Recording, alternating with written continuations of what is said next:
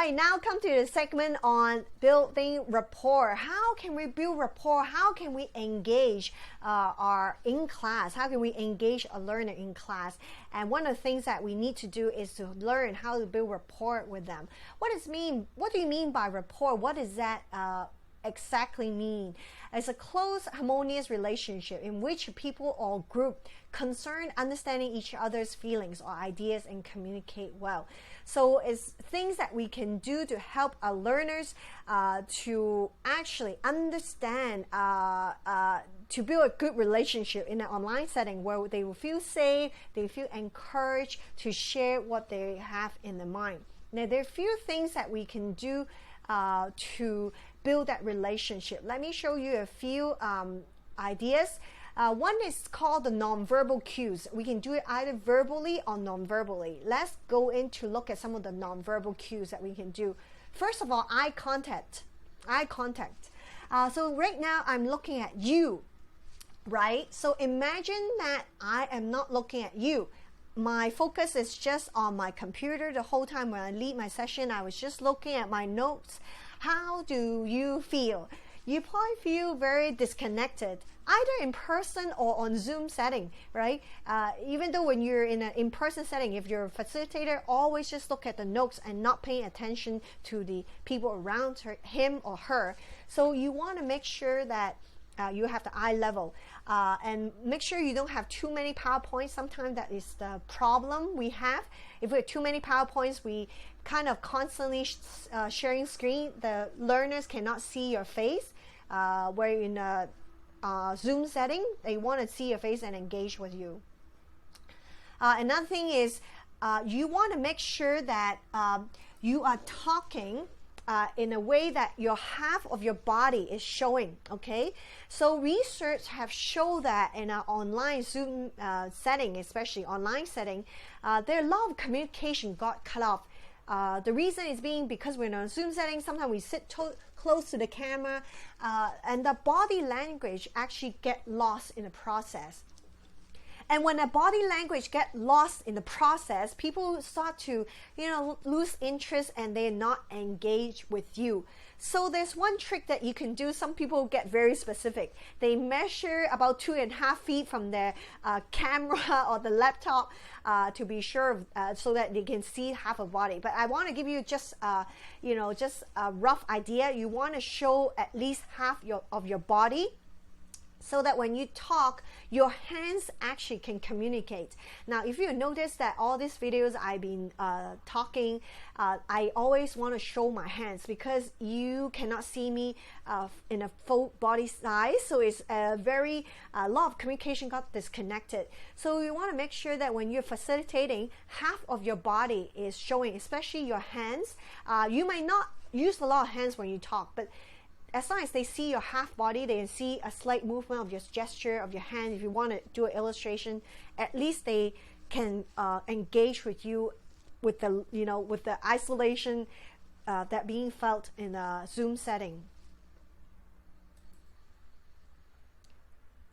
So another thing you want to do is to smile, right? I think our smile is the biggest encouragement and the best engagement when we are with our learners. Some people, they're very tired, and ask God, give you that smile that you need to bring people to Him, to freshen people, to refresh people. Another thing is let your enthusiasm show and your personality show. And sometimes we make mistakes, and it's okay. And it's okay to make mistakes. So you want to make sure that so you're not too frozen or too trapped, because in an online setting you're nervous probably, but it's okay. Even though you make a mistake, you can laugh about it and move on. I can't tell you how many mistakes I have made since I've been teaching online, and it's really strike me, especially the breakout rooms. Sometimes I still cannot figure out how can I get out of the room. I always kick everybody out in my lesson, and everybody have to sign back in again. But we always had a great laugh about it. So it's okay, you make mistake. You can just move on. Another thing is empathy. Either your verbal or non-verbal, your facial expressions when you're listening to people's hurt and feelings. you want to kind of reflect it in your face, your emotions. So when you're leading something that is sad, of course your face wanted to reflect that. Or some people sharing something very sad, you want your face to reflect that. You won't be smiling. Another thing is nodding. In our Asian culture, especially true. Not so true in the Western culture. They don't use nodding as much. And I remember teaching other groups that are non-Asian background. They will often have this question, hey, why are you guys always nodding when you talk, right? Because this is the way we affirm each other, that you should show that we're listening. So you want to be more intentional in nodding your head, so that the other person knows you're actually listening. So you have to be very intentional about that. How about the verbal cue, that verbal things that we can do to build rapport with our audience? One thing we can do is active listening. So you don't just ask the question and quickly answer it yourself, okay? We have to learn to listen. You have to learn to listen, okay? So not thinking about, oh, what am I going to ask the question next? So that's why it's very important. When I lead a small group, I almost memorize all my questions. So at least I would know what are some of the key questions I need to ask, so that I don't feel panic when I forgot to ask this question. Because even though you forgot to ask certain question, you can always go back and weave back to ask that question. And it's okay if you don't follow all the questions. It's not the end of the world. But the main point is, if people feel that you're not listening, they will stop sharing. So remember, when you listen, try to understand, and sometimes it's beyond words. What is listening beyond the words? Maybe the emotions behind it. Why is that person using certain words, or the emotion being portrayed? Because sometimes when we say something, it's just on the top of the iceberg. So you have to really listen carefully and deeply. What is that person is trying to communicate? There are few tricks that you can show that you're listening. One thing you can do is to do not use humor, okay? Use humor only at yourself, okay? When you want to lighten up the group, just laugh at yourself, but not other people. Other things is refer back and paraphrase, summarize what the other person has said. Pick out a few words from what they've said, a few facts. You might want to write it down so that the other person feel like you're listening to them. Other thing is build on each other's ideas in a group. You want to build on each other's idea instead of some people, sometimes they wander off very far, so you want to bring them back. What are the key things you want them to remember and bring back the group? Other things you can do is offer praises and compliments, but avoid public criticism. Now, before I went to a group before where I heard a Bible study leader, someone actually answered a question. The other person, the facilitator, actually said, "That's the wrong answer." And I was totally shocked, okay? So even though the person said the answer wrong, you don't confront the person that way. You might want to ask someone else for the questions, or at the end, you might want to summarize the correct answer. So offer praises and compliment. Thank you for answering this question, Mary. That's a very insightful point, how we have all experienced forgiveness in God. So you want to compliment them in a specific ways, not just, oh, good job, you did it right, oh, you're such a great sharing, but you want to be specific when you offer praises and encouragement.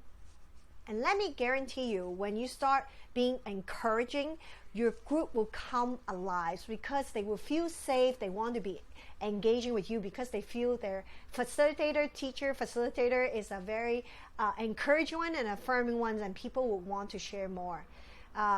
Other thing is ask questions about someone's feeling and viewpoints, and sometimes in our Asian context may be difficult. People may not want to share too much about their personal feelings or personal issues.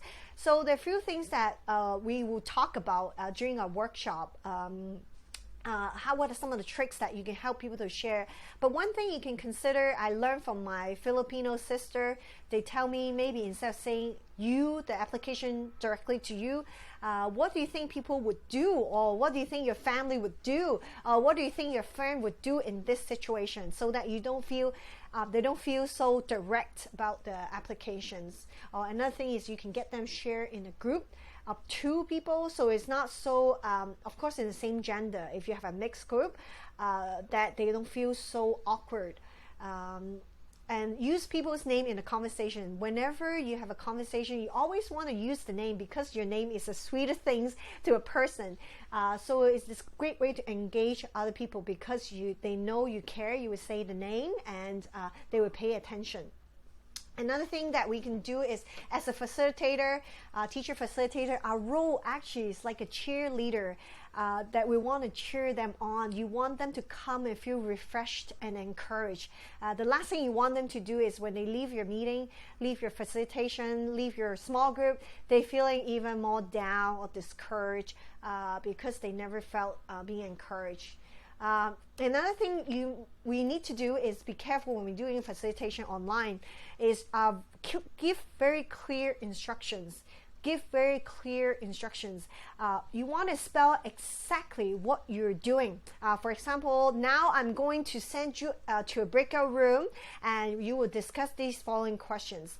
So instead of just standing up to the room and they don't know what they're doing in the room, sometimes you might have a very large group. You need to send people to the different groups, but without a facilitator. So you have to spell it out before you send them out to the groups. Tell them that I'm now sending you to a group and I will have the questions ready for your group to discuss in the chat. I will put the question in the chat or in the WhatsApp group or whatever it is you want to communicate with them. So if it's okay, you might want to pre-assign a facilitator, a leader in a group, so that they will also have someone in a group to kind of man the group instead of just sending people off and they not knowing what to do. So give transition in between the segment and tell them, okay, now we finished this segment. Now we'll move on to the next segment. So you really have to spell everything. Give clear instructions. Varies your voice. Sometimes you might want to speak slower. Definitely one challenge is biggest challenge to me because I tend to speak very fast. But on an online setting, you want to speak slower because sometimes because of the lag time, the internet connection, so they may not be able to follow you if you're speaking too fast. And varies your voice up and down, up and down and slow, talk very, very slow and very, very, very fast. So you vary your voice and pauses when you communicate a very strong point, important point. So you might want to practice it in front of your mirror, how you can communicate better by using your voice. Last but not least, I think it's most important as a facilitator, our role, we need to talk less. So I would say maybe 30 to 40% of the time you will be talking. And that would be quickly summarize, give some background, mini teaching of what this segment is about, exercise, discussions, or some of the, just engaging them. Even though if you have to share, you have to keep to the main point, keep it to the minimal. So you leave most of the time for your learners to share the experiences. I remember earlier we talked about characteristic of adult learners. They have different life experiences and they're insightful contributors and they're independent learner and they appreciate reflective opportunity and they wear many hats. So with that in mind, we want to engage them in the conversations and to hear from them. Otherwise, we actually miss out a lot of their very powerful insight. So that's it for the rapport on this portion, the building verbal and non-verbal rapports with our students.